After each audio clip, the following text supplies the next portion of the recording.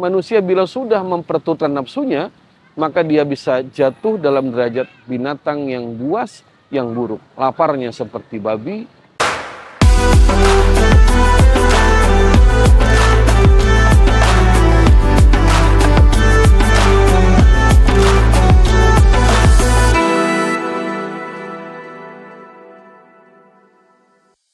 Assalamualaikum warahmatullahi wabarakatuh.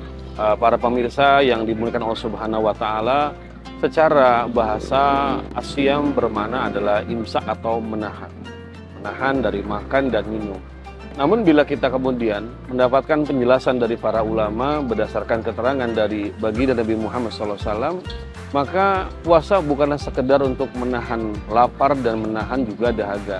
Tapi lebih jauh lagi, puasa adalah sebagai sebuah proses atau mekanisme melakukan tazkiyatun nufus, pembersihan jiwa. Atau dalam bahasa lain, saum adalah kesempatan kita melakukan detoksifikasi mental. Bagaimana selama 11 bulan kita terbiasa dengan pola makan, pola minum, kemudian tidur yang bisa jadi berlebihan. Dan bisa jadi juga bahwa kemudian kita tidak mengendalikan amarah, mengendalikan syahwat. Maka masuk di bulan Ramadan, Allah Subhanahu wa Ta'ala memberikan satu fasilitas untuk melakukan detoksifikasi jiwa kita. Kita mengurangi jam tidur karena kita banyak beribadah di bulan Ramadan.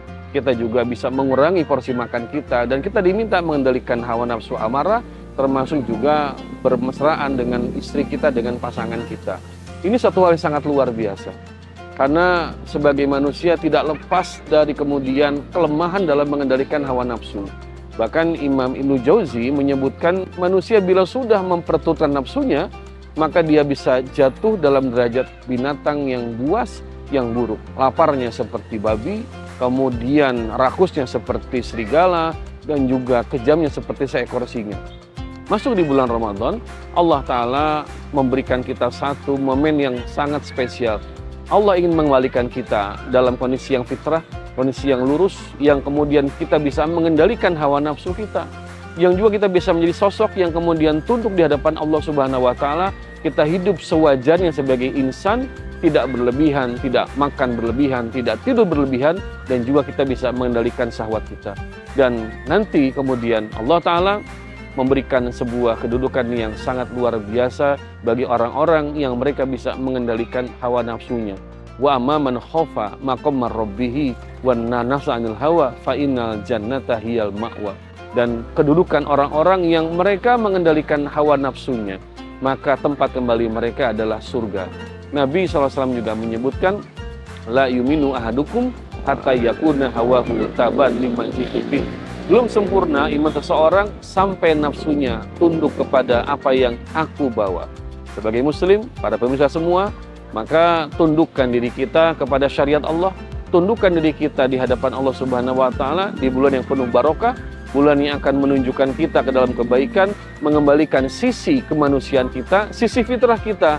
Kita melakukan detoksifikasi atas segala kemudian racun-racun peradaban, racun-racun pemikiran, dan racun-racun hawa nafsu yang sudah demikian merasuk dalam diri kita selama 11 bulan. Masuk Ramadan, Allah menginginkan kita dengan segala kebaikan agar kita kembali pada fitrah sebagai manusia yang hanif, yang lurus, dan kita keluar dari Ramadan sebagai sosok yang kemudian seperti baru, yang kemudian bisa lebih taat lagi, lebih tunduk lagi ke hadapan Allah Subhanahu wa Ta'ala.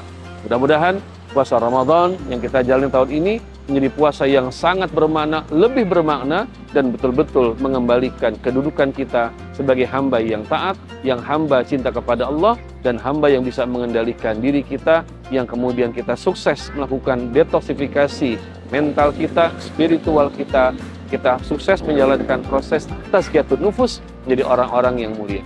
Assalamualaikum warahmatullahi wabarakatuh.